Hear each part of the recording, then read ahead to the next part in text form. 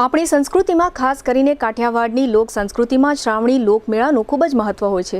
જામનગર અને રાજકોટ સહિતના શહેરોમાં દર વર્ષે લોકમેળાનું આયોજન કરવામાં આવે છે, પરંતુ આ વર્ષે જામનગરમાં લોકમેળાના સ્થળે પ્રદર્શન મેદાનમાં હંગામી એસટી ડેપો કાર્યરત હોવાને કારણે અહીં લોકમેળો ન યોજાય તે લોકોના હિતમાં રહે એ પ્રકારનો મત અનુભવી અને નિષ્ણાત લોકો ધરાવે છે। આ અંગે જીટીપીએલ જામનગર ન્યૂઝ સમક્ષ લોકોએ રજૂઆત પણ કરેલી છે। અત્રે ઉલ્લેખનીય છે કે જીટીપીએલ જામનગર ન્યૂઝ દ્વારા ગઈકાલે બુધવારે સમાચાર પ્રસારિત કરવામાં આવ્યા હતા કે પ્રદર્શન મેદાનમાં હંગામી એસટી ડેપો હોવાને કારણે લોકમેળાની ગીર્દી સમયે કોઈ અનિચ્છનીય બનાવ ન બને તે માટે મહાનગરપાલિકાએ પ્રદર્શન મેદાનમાં લોકમેળો ન યોજવો જોઈએ। આ સમાચાર બાદ ઘણા લોકોએ જીટીપીએલ જામનગર ન્યૂઝને આ બાબતે અભિનંદન પણ આપ્યા છે।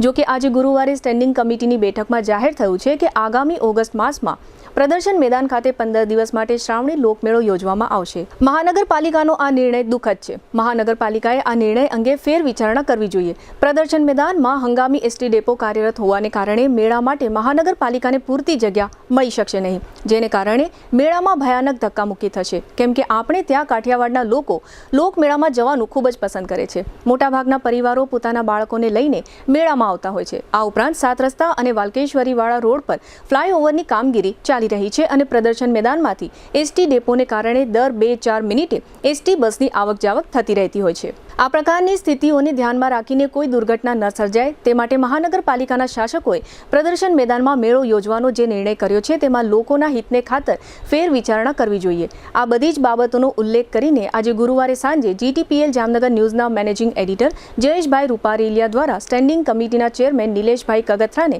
મેળાના આ નિર્ણય અંગે ફેરવિચારણા કરવા માટે જાગૃત પત્રકાર અને જાગૃત નાગરિક તરીકે રજૂઆત કરવામાં આવી છે અને સત્તાવાળાઓનું એ રીતે ધ્યાન દોરવામાં આવ્યું છે।